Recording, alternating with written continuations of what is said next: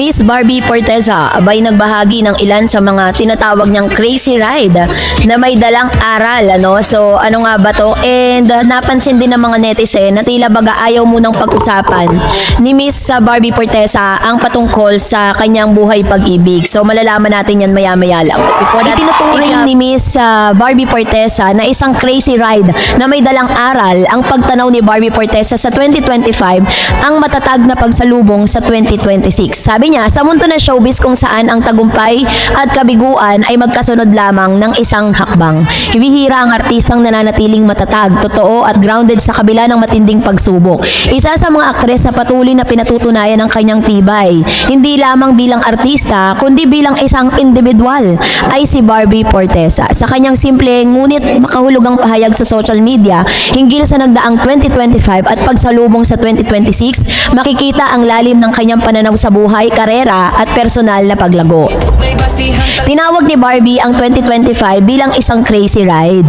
Isang terminong hindi basta-basta ginagamit kung walang pinagdadaanan. So may pinagdadaanan si Barbie. Ang salitang ito ay maaaring sumasailalim sa mga hamon, pagbabago at emosyonal na pagsubok na kanyang hinarap sa loob ng isang taon. Gayunpaman, sa halip na ito ng pansin sa bigat ng mga pinagdaanan, pinili niyang iangat ang aral, no, na kanyang natutunan, ang pag-enjoy sa bawat sandali. So sa kanya pong post kasi na tila baga may pinapatungkulan si Barbie kasi parang although bawat individual, kahit hindi po kayo artista, kahit kayo po ay ordinaryong tao lang, eh talagang kumbaga we are prone na talagang meron tayong mga pagdaanan, meron tayong mga hardships na pinagdadaanan, meron din naman magagandang pinagdadaanan. So this time is crazy ride nga, ganun niya po parang inilarawan yung kanyang 2026 or 2025.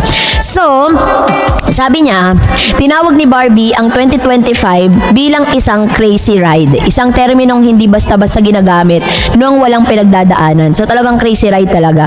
So dahil po dyan, sa kanyang pahayag na thank you 2025, you were definitely a crazy ride but you taught me to enjoy every moment. No? So nalinaw makikita ang isang mahalagang aspeto na personalidad ni Barbie, ang kakayahang magpasalamat kahit sa mga panahong mahirap. Hindi ito simpleng positivity lamang. Ito ay isang uri ng emosyonal na katalinuhan. Ang pagkilala na ang bawat karanasan, mabuti man o masakit, ay may dalang aral, ay isang tanda ng maturity. Sa isang industriyang puno ng pressure, intriga at walang katapusang panghusga, ang ganitong pananaw ay hindi madaling matpanatilihin. Maraming artista ang nadadala ng negatibong komento, bashing or expectation ng publiko. Ngunit sa halip na magpatalo, ay piniling gamitin ni Barbie ang mga karanasang ito bilang hakbang patungo sa mas malalim na pangunawa sa sarili. Marami man pong pinagdaanan si Barbie Forteza, Ang dami po niyang mga talagang crazy ride na pinagdaanan, but still nananatili pa rin positibo si Miss Barbie.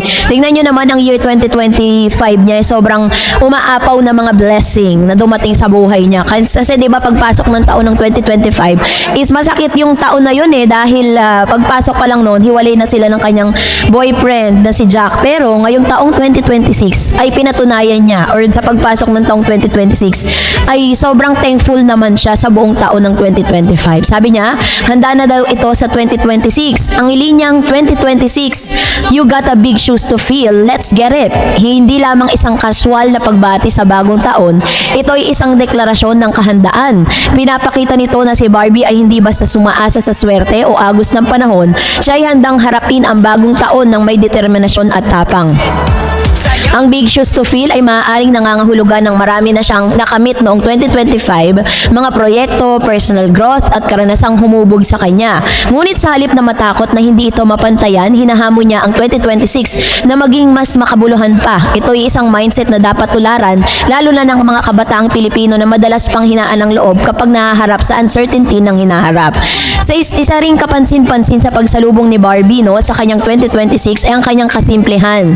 Kasama ang kanyang pamilya at fur babies, pinili niyang ipagdiwang ang bagong taon sa isang tahimik at personal na paraan. Walang engrandeng party, walang bonggang kasuotan, o isang simpleng blue jeans at white shirt lamang. Sa panahon na ang social media ay puno ng engrandeng new celebrations, designers outfit at luxury display, ang ganitong klase ng selebrasyon ay nagsisilbing paalala na ang tunay na saya ay hindi nasusukat sa karangyaan. Mas mahalaga pa rin ang presensya ng mga mahal sa buhay, ang kapayapaan ng isip at ang pasasalamat sa mga simpleng bagay. bagay. Sa pagsunod niya sa Pantone Color of the Year na Cloud Dancer pala yun, ay maaaring tignan bilang isang simbolikong kilos, puti na sumisimbolo ng bagong simula, linis at pag-asa. Sa ganitong paraan, ang kanyang outfit ay nagiging mas makahulugan kaysa sa inaakala ng marami.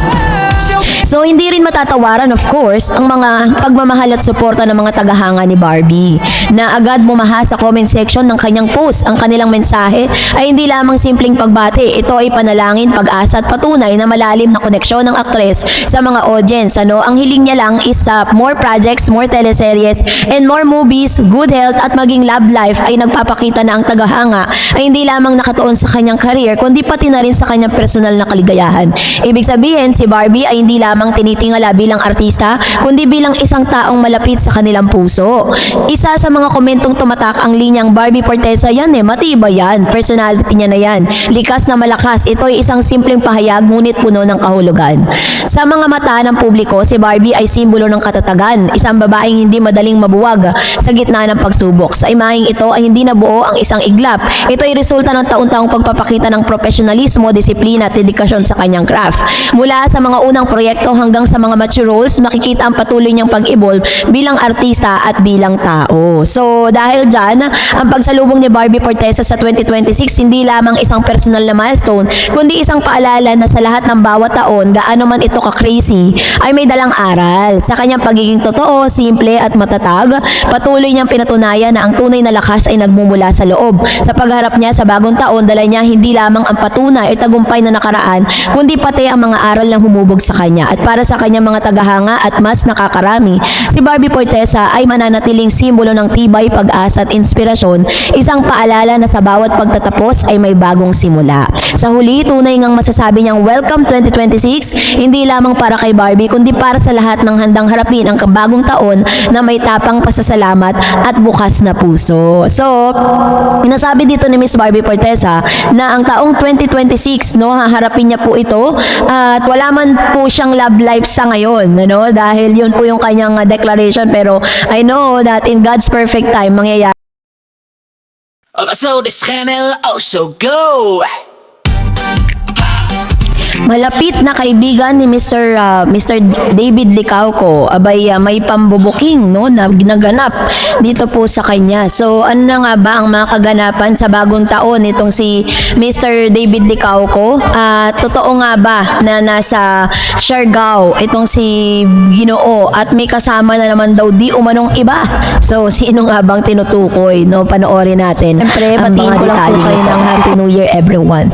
At ngayong araw ito na pag-usapan natin dahil talagang puno na naman po ng chika, ito pong si Mr. David Licauco, dahil sinasabing namataan daw di umano itong si Mr. David Licauco na siya po ay nasa Siargao at doon daw siya nag-spend ng kanyang bagong taon, pero meron po kasi mga post na lumabas patungkol kay Mr. David at sinasabing doon nga daw po nagbagong taon itong si David, tapos sinasabi pa po nila na si David daw ay may kasamang iba. Yun ang kanilang nilalabas sa mga publiko. Pero base naman po dito sa kanya pong IG stories, Yung the last time na nag-IG siya is noong 7 days ago. So ilang araw na ba yung nakakaraan bago bagong taon.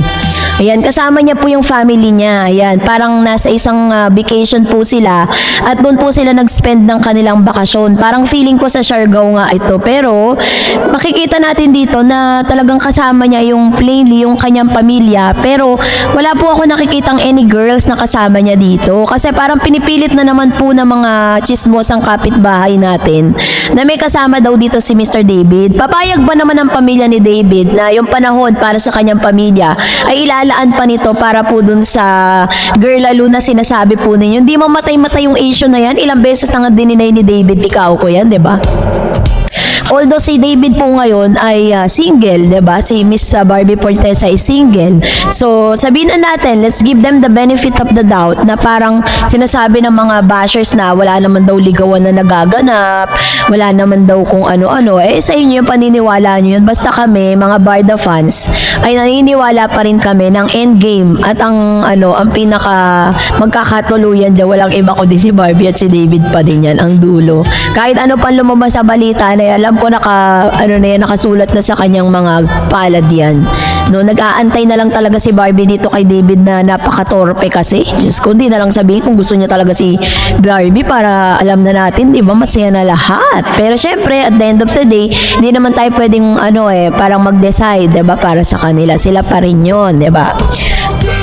At ngayon eto na, sino nga bang kaibigan ni tinutukoy dito po sa balitang ito na parang binuking at ang dami niya po mga revelation patungkol sa kanyang kaibigan. So, ito po yon, si Dustin Yu, no? Si Dustin Yu po, very close po yan kay Mr. David Licauco. Ganon din naman kay Barbie kasi 'di ba parang niyaya pa nga nila si Barbie at si David na magkaroon sila ng parang date. Kasama niya si Bianca, 'di ba? So, noong January 2, 2026, ibinahagi ni Dustin Yu sa isang panayam kay Karen Davila sa YouTube kung paano siya na-inspire at natutong magnegosyo mula sa kanyang kaibigan na si Mr. David Licauco. So ayon sa aktor, negosyante, hindi lamang isang kakilala si David kundi isang tunay na mentor sa larangan ng pagnenegosyo na tumulong sa kanya mula sa pagbuo ng idea hanggang sa actual na pagnenegosyo mismo. Sa naturang na takbo ng kanilang pagkakaibigan, nasaksihan ni Dustin kung paano pinamahalaan ni David ang kanyang mga business ventures, lalo na ang food business, habang sabay pa ring nagpapatakbo ng aktor ang kanyang career.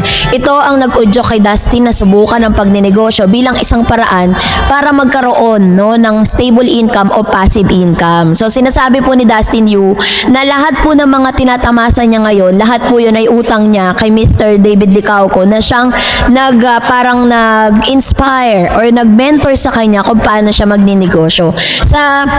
Dahil dito, nagbukas si Dustin ng chicken stall sa isang school canteen na inspiration din sa example ni David. Dito niya sinimulan ang kanyang paglalakbay sa pag-aaral ng negosyo mula sa marketing, pag-manage ng tao, pag-uusap sa mga supplies at sa iba pang aspetong kailangan sa pagpapatakbo ng isang negosyo.